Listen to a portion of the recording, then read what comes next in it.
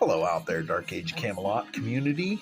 I have yet another video. This one was a little unexpected, but I went ahead and burned 500,000 bounty points on 167 Albion Doppelganger shards, 167 Hibernia Doppelganger shards, and 166 Midgard Doppelganger shards for consistency. And I have found there are two items out of all of the shards you get that have the lowest probability of getting all three shards, and that would be the Astral Bow of Dismay and the Astral Cloak of the Outrider.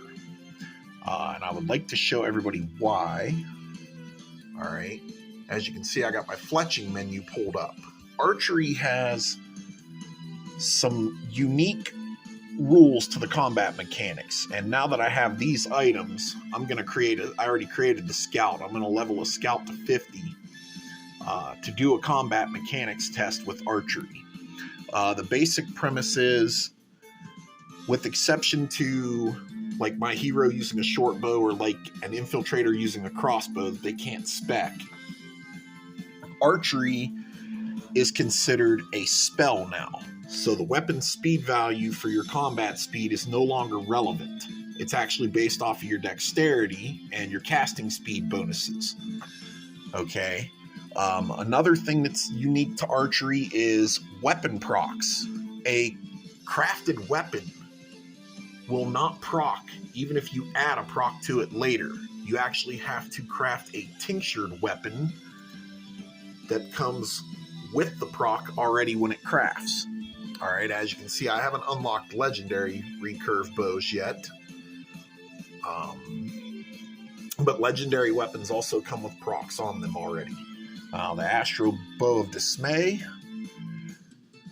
Now, the stats on it aren't too good. It only adds to dexterity and archery skills. All right, but it does get 4% to spell range, 4% to magic damage, a little bonus to armor factor, and look at the procs on this bad boy.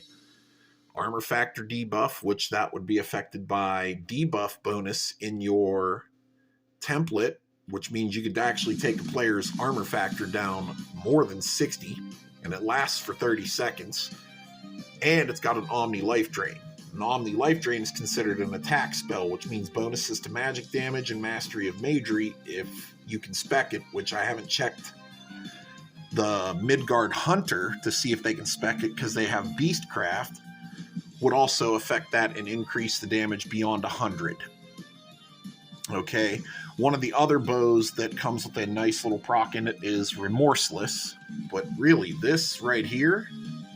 Now, let me show you the Astral Cloak of the Outrider, because this is something else that archery can take advantage of, since archery is considered a spell.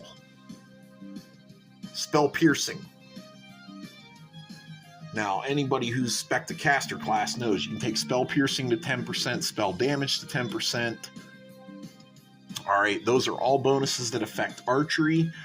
The only difference really is that archery uses your endurance, and the damage types are still melee unless you're using one of the special archery shots that uses elemental damage, or a legendary weapon that uses elemental damage.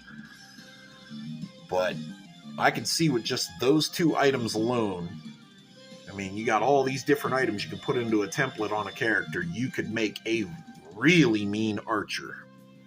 And that's exactly what I'm going to do over the weekend. Have fun. Thanks for watching, guys.